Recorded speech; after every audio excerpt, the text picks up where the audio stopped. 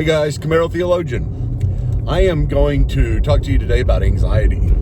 That's something that I feel like I've become more of an expert in. And I've talked about it before as well here on Camaro Theologian, but this is going to be a very specific one. And I had a person that came up to me recently and they were having anxiety and they have a difficulty with anxiety. And this person is very close to me. And I'm not going to say who it is because I don't have the permission, but they're very close to me and came to me and asked me about this particular anxiety. And I never had this particular one, but it was very focused. And some people with anxiety, you know, if you have anxiety, you know it's focused on certain things at certain times, and it can get very intense. It can get so scary and hurtful and, you know, painful deep down inside. I mean, where it turns your insides, and you feel physical pain based upon this anxiety, and you can't get rid of it.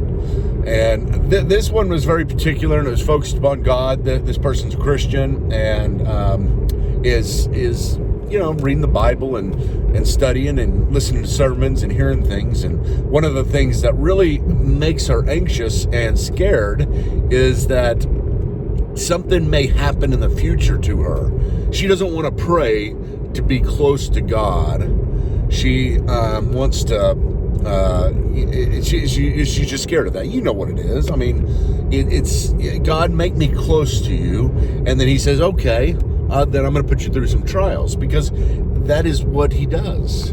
I mean, it's hard for me whenever somebody comes to me and says, I'm scared of the future because I don't want to go through these trials. I can't get you in the mindset to say, no, it's okay to think about trials is good, and no matter how hard they are or what happens, because they're scary. I mean, you think about it, whatever happens in the future, you know, him doing something to you health-wise, or doing something to you from the standpoint of allowing somebody to die that you love, or bringing about just trials and tribulations. I mean, he does throw us in the water and helps us to swim, but he lets us show that we can't swim on our own, and that we need His help.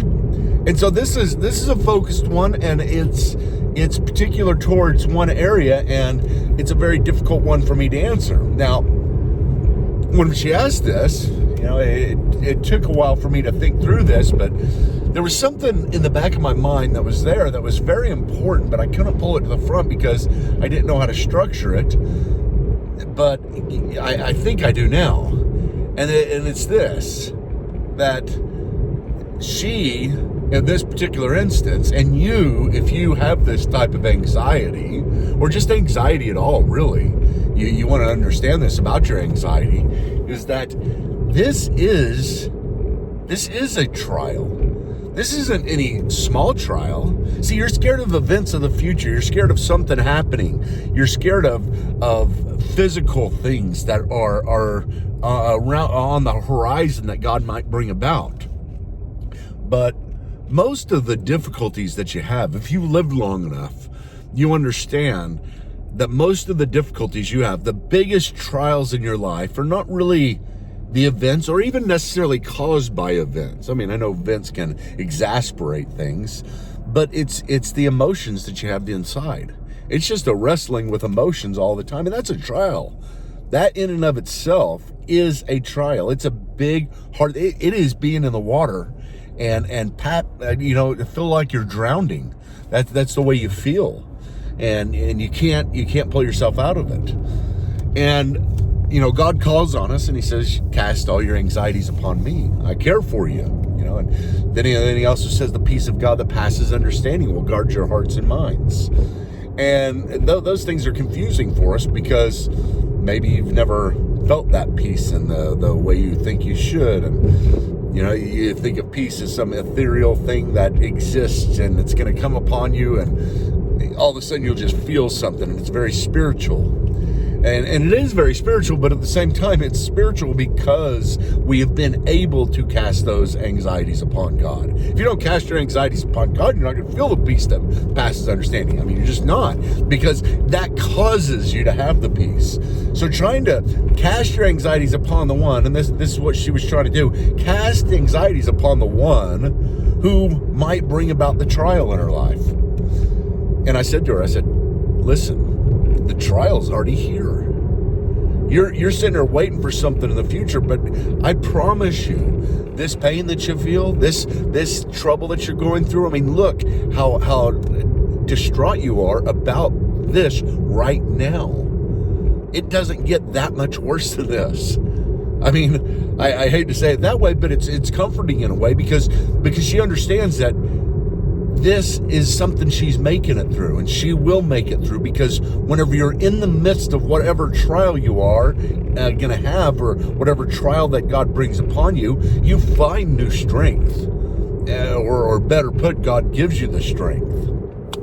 I like the story of Johnny Erickson Tata. I believe this is it, and I've only heard it from other people about her. But the story about her being very, very anxious all the time about being martyred for Christ. If somebody came and asked her to deny Christ or die,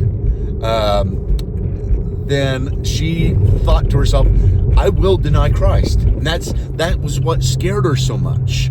She didn't want to be like that. She wanted to be able to be willing to die for Jesus, but she thought of herself in that circumstance, and she was very honest and said, I won't do it. And this kills me, and it makes me anxious. And she took it to her dad, and her dad gave her an illustration that I think is the perfect illustration. I've used it for so long now.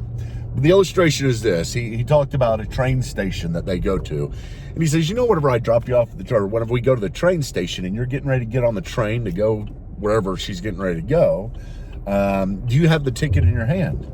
And she said, no, I don't have the ticket in my hand. And he said, when do you get the ticket? She said, well, whenever the train comes, you give it to me, Daddy. And that was just it. I mean, the ticket is the ability to get through the difficult circumstance that you're in. And anytime you're looking into the future, you're thinking, will I be able to make it through with who I am now? The answer is no, you won't. But who you are going to be then, you will be able to make it through, because God will give you the strength. And trust me, I've been there enough. I've been there enough to say that whatever I was so scared of came about, and many things have come about in my life and in your life, to where you look ahead in the future and you thought there was no way I could have ever done that whenever I was in my mind's eye looking ahead. But I did. I found strength.